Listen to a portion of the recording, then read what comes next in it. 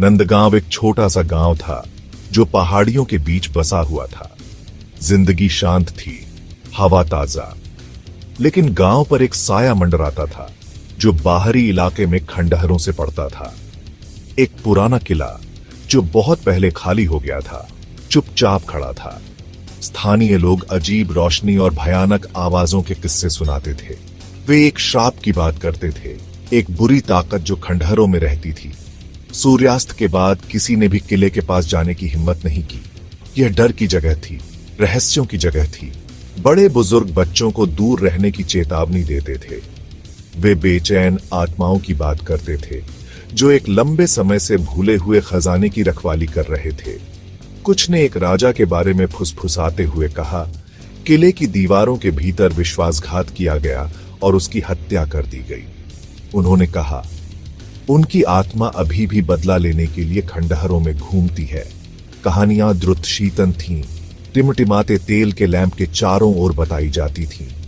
उन्होंने बहादुर से बहादुर की रीढ़ की हड्डी भी हिला दी। खंडहर एक रहस्य बना रहा जो भय और अंधविश्वास में डूबा हुआ था। मैं अलग था। एक जवान लड़का जिज्ञासा से भरा हुआ, उसने डर से बंधने से इनकार कर दिया। उसने कहानियों को ध्यान से सुना। उसकी आंखें डर से नहीं बल्कि आकर्षण से फैली हुई थीं। उसने सच्चाई को उजागर करने का सपना देखा, प्रेतवाधित खंडहरों के रहस्य को सुलझाने का। रवि प्लीज किले पर मत जाओ, ये खतरनाक है। कहानियां सच हो सकती हैं। नंदिनी, उसकी बचपन की दोस्त, ने उसका कोई उत्साह साझा नहीं किया। वह व्यावहारिक समझदार थी। कहानियों ने उसे डरा दिया और उसने रवि से दूर रहने की विनती की, लेकिन रवि दृढ़ था। उसने उसके डर को दूर करते हुए उसे आश्वस्त किया कि वह अकेला नहीं जाएगा, वह उसे मना लेगा। उसने वादा किया था, वह अपने जीवन को डर से नियंत्रित नहीं होने देगा। रवि प्लीज।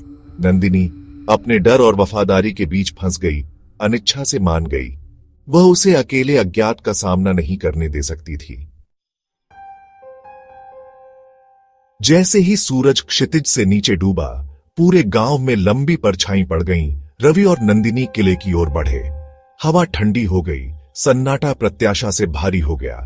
वे जितने करीब पहुंचते गए, नंदिनी को अपने फैसले पर उतना ही पछतावा होता गया।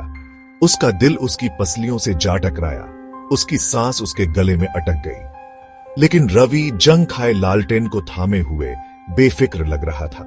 रवि चलो वापस चलते हैं। किला उनके सामने मंडरा रहा था, जो अंधेरे आसमान के खिलाफ एक विशालकाय क्षयकारी था। कभी भव्य दीवारें ढह रही थीं, रेंगने वाली लताओं से ऊंची हो रही थीं। लोहे का दरवाजा अपने कब्जों से अनिश्चित रूप से लटका हुआ था। जब रवि ने उसे धक्का दिया तो वह कराह उठा। ठंडी हवा का एक झोंका आंगन से होकर गुजरा, अपने साथ एक फीकी शोकाकुल फुसफुसाहट ले गया।